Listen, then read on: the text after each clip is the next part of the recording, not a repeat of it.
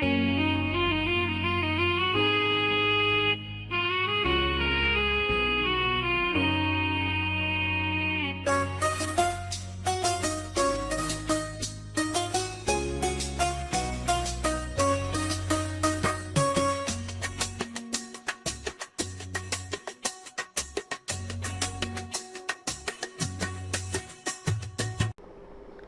am your host Salim bin Mohammed Rafi, and this is my YouTube channel Zamir Universal. What is it you do when you can see and you count dozens of presidents after that in the United States, with the exception of John F. Kennedy, and you see there's another one who in Iran's there, the one who gave neither number. They gave a shut-up call to these Jews. One of them was assassinated. The other was only a president for single term. And this you can see for yourself. After Eisenhower and Kennedy, you can see that the present puppy dog, which is this, he says you don't have to be a Jew to be a Zionist, which is your Sleepy Joe. You can have every strongest word for this man, so that it's time for this America and this to be thrown out of the international, all the bodies, and that can only be done if this pseudo empire now, with no power, with the money owning in trillions, with their government bonds held with China. So you can see him providing your tax money of the Americans. So you are helpless, you are herd of cattle. You live in a farm, so the America is a farm, and all that money you earn and your children and your father did it is going to go to their illegitimate child, which was from Great Britain, and the Americans at that time, they carved that piece of Holy Land and gave it to the Zionists as prestige. See the contract. See what they've done in Rafah, and complete disregard for International Criminal Court for his arrest warrants, complete disregard for Intercourt of Justice, and you see the dare of the Speaker of the United States calling him to address. Damn you, that shows your filthy face. That shows how dirty, filthy, and how criminal you are, that you are asking a criminal, a war criminal, to come and address the joint session. What would you all look like? You will be sitting there like pygmies, small tiny pygmies, and you should be ashamed of yourself. Put your faces behind in the color and see for yourself, and you will see how dirty, how filthy you are. You are not humans. So I am talking to the whole of Congress and the Senate, with the exception of those who have raised their voice and then they are labeled as anti-Semitism. Damn hell, there is no such thing as Semitism. Semites are Palestinian, mostly they are Arabs. So it's nothing to do with this. These are liars, cheaters, and so just completely throw them out, and throw them out of all international bodies when they don't recognize, and arrest them. Arrest both Joe Biden, that bloody, all senators who wrote the right to that, and then all those people who are all the time, because they are the one who are paid. They are paid by epics, and all the expenses, even they are provided young boys and young girls for them to rape them. And you know that island, the guy who committed suicide. So it's all Mossad, Jews. So how come you are a Christian country? You are not. You are all a Zionist country, the whole of America. So those who do not want this label, it's better to get rid of these few who are there. Ban epic, ban all Jewish influence there, get them out of your country, bar them as you did to the Japanese after the Second World War, or put them out in the jungles. Don't care for their money. Have your honor and democracy if you want to save yourself. Or remember this, that the empires like you are already disintegrated, so has Israel. Look at your internationally where you stand today, and look how isolated both of you are. The United States, you are alone. and soon the blackened face will be thrown out of all the international bodies. And imagine how indignant, insulted all the Americans will feel who elected you. So it's about time that you get rid of this and vote for the new party, the Green Party, the party who has emerged from the young students demonstrating in the United States and now spread all over the world. And many Israelis don't want to know what is going on inside Palestine. It's a terrible human rights persecution that far transcends what any outsider would imagine. And there are powerful political forces in America that prevents any objective analysis of the problem in the Holy Land.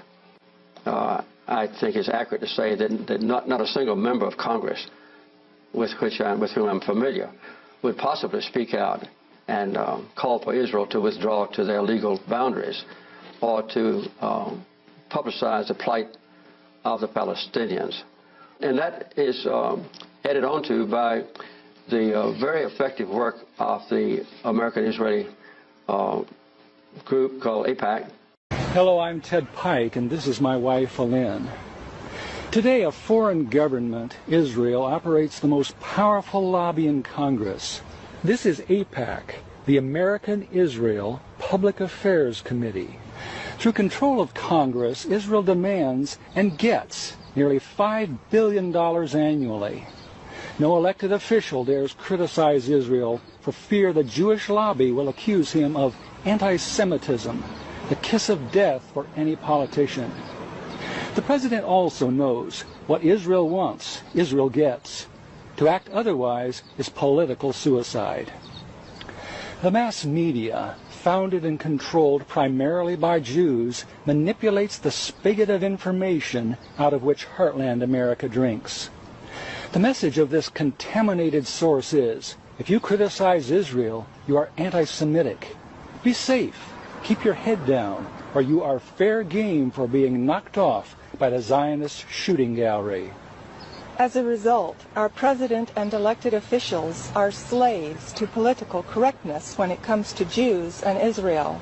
They cannot seriously criticize Israel, especially as the source of Mideast strife and terrorism. They cannot suggest an end of aid to Israel. They cannot. The U.S. is the single driving force behind the genocide of Palestinian civilians right now. They're paying for it, they're arming it. So the notion that nobody's done more to safeguard the suffering of Palestinian civilians is part of the fiction. Everything the U.S. says about the universality of human rights is nothing but a mirage. It's all rooted in double standards and hypocrisy. Human rights are not for everyone. The U.S. has always sought to protect and shield Israel from accountability for its crimes, very much in opposition to the world. The U.S. has consistently undermined Palestinian rights and consistently supported the aggressor. So Genocide Joe's actions I see as an extension of U.S. foreign policy towards Palestine and not as an exception or an aberration. No American president will let Israel go down the tube. Right. Democrat or Republican, it's not an issue. When we look at Israel and we try to understand this bizarre relationship between the U.S.-Israel and the words which are always used to describe this relationship. So I fought for Israel like no president ever before? It's always an unbreakable bond. Israel has built unbreakable bonds of friendship. The bonds between the United States and Israel are unbreakable. Our unbreakable alliance with Israel. Shared values. We're united in our shared values. The connection between the Israeli people and the American people is bone deep. Support for Israel has always been bipartisan. So for many of us, it's in our DNA. That's very strange language to use. I mean, it's a completely separate country that has nothing to do with the United States in theory, but in fact, in practice, Israel is an extension of the American imperial project in the Middle East. I think it's about time we stop, those of us who support, as most of us do, Israel in this body, for apologizing for our support for Israel. There's no apology to be made. None. It is the best $3 billion investment we make. Were there not an Israel, the United States of America would have to invent an Israel to protect her interest in the region. If this capital crumbled to the ground, the one thing that would remain is our commitment to our aid, and I don't even call it aid, our cooperation with Israel. Any American right now watching this unfold should be deeply troubled, because without U.S. financial support for Israel's apartheid regime, without the U.S.'s financial support for this ongoing genocide, it simply could not take place.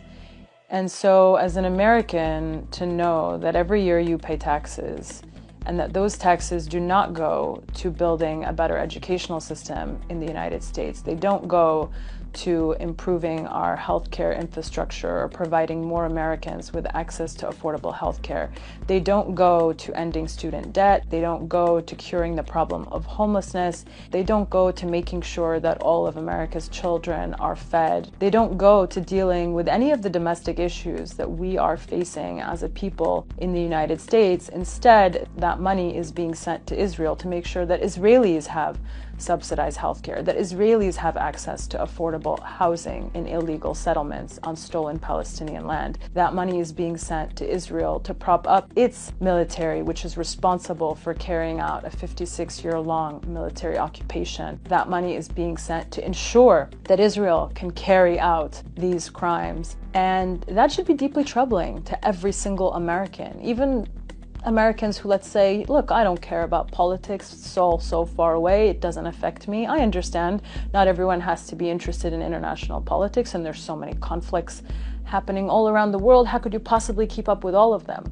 But if you were to keep up with just one of them, you should probably pay attention to this one, because your money is being sent to finance this particular conflict. That's money that not only do you need, but also could be used in many more beneficial ways. So we should all have a problem with the way that US taxpayer money is being used to continue to deny millions of Palestinians their human rights, and do everything in our power to stop this.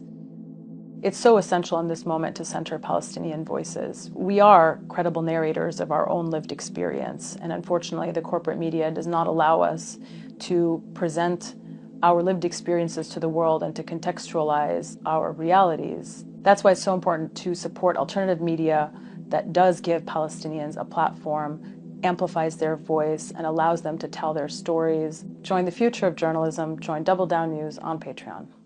I don't care if you think I'm Satan reincarnated. The fact is, you can't look at that television and say, nothing happened on the 6th. Dear citizens of America, here's some stuff that you really need to know. First of all, Jews make up less than 2% of the population of your country, but they hold every senior level cabinet position in the Biden administration except Secretary of Defense. I mean, just look at this list. And you have to ask yourself, are these people after your best interests? Are they going to do what's best for America, or are they going to do what's best for Israel? You see, the whole world knows the reality that Israel treats America like a farm. They treat you guys like cattle, like farm animals. Every single hardworking American works every day and pays their taxes. Those taxes are supposed to go to improving America and making the country better for you and your children. But instead, that money is sent overseas to Israel. America gives more aid to Israel than any other country. In 1999, the US government signed an MOU saying that they were going to pay a minimum of $2.67 billion annually for Israel for the next 10 years. That number was increased in 2009 and increased again in 2019, and now as a minimum, Israel gets $3.8 billion from the US every single year. That's $3.8 billion a year of your money, your tax money, that should be providing you with health care, should be providing you with a college education, but is not doing any of those things. Now, in addition to financial and military aid, the US also provides a lot of political support to Israel, as we've all seen. It used its veto power 42 times against resolutions condemning Israel. Now, the veto power was used a total of 83 times. 42 of those were used to protect Israel. That's more than half.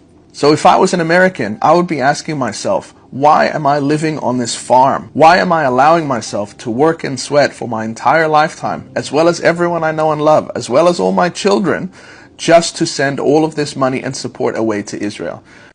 Not merely to dream of a better future, but to realize it.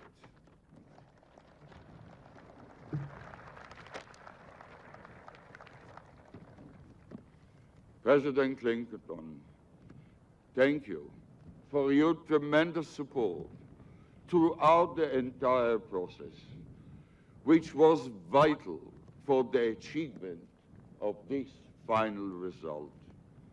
I would like to thank many others on the Israeli side, on the Jordanian side, that worked very hard, day and night, that we will be allowed to reach this great moment. The Foreign Minister, allow me to end by the simple words, Shalom, Salam, peace.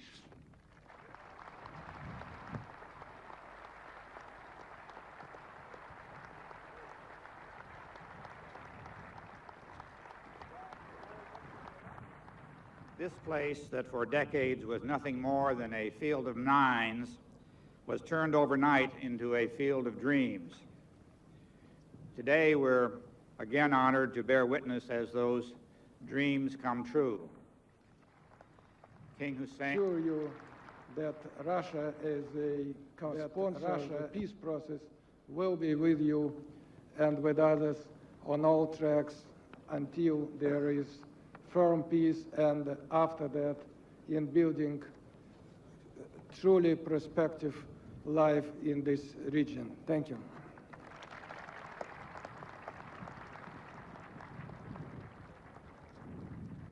גבירותיי ורבותיי, يتحدث الآن إلينا. ועכשיו דברו של נשיא ארצות הברית, the President of the United States of America, William Jefferson Clinton.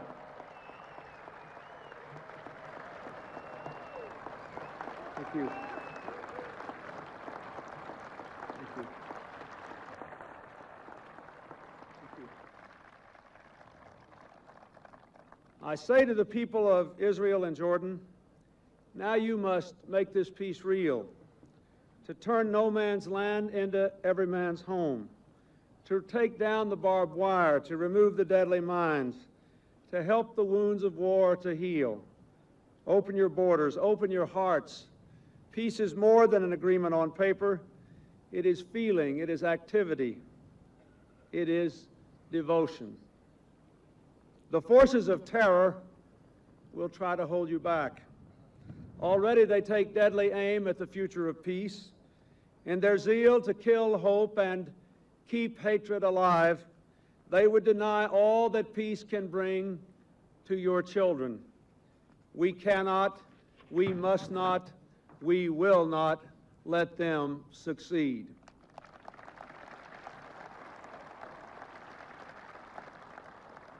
هي السيد ويليام جيفرسون كلينتون، جلالة الملك الحسين المعظم ملك المملكة الأردنية الهاشمية، رئيس دولة إسرائيل السيد عيزر وايتسمان، سمو الأمير الحسن المعظم، وزير الخارجية السيد شمعون بيريز، وزير الخارجية السيد وارن كريستوفر.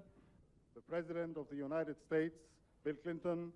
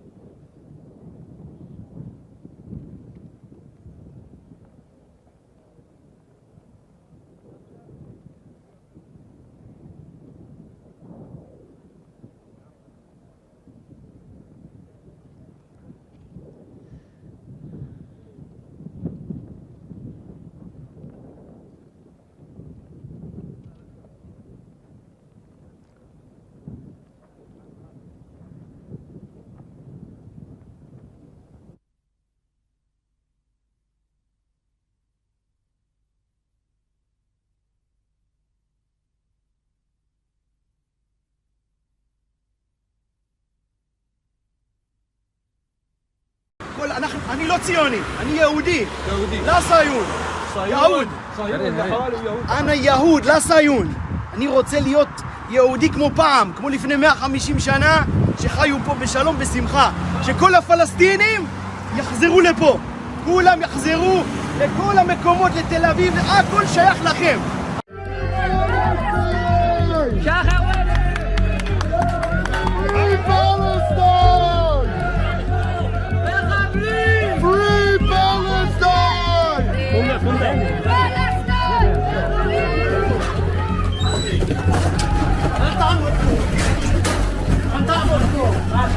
מה עשית? אתה שם מפריע.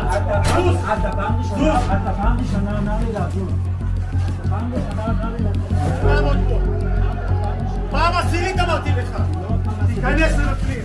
Universal television को subscribe करना ना भूलें। उसके बाद bell button पे click करें और अपने कमेंट्स के सेक्शन में अपने कीमती जो ख्यालात का इजहार ज़रूर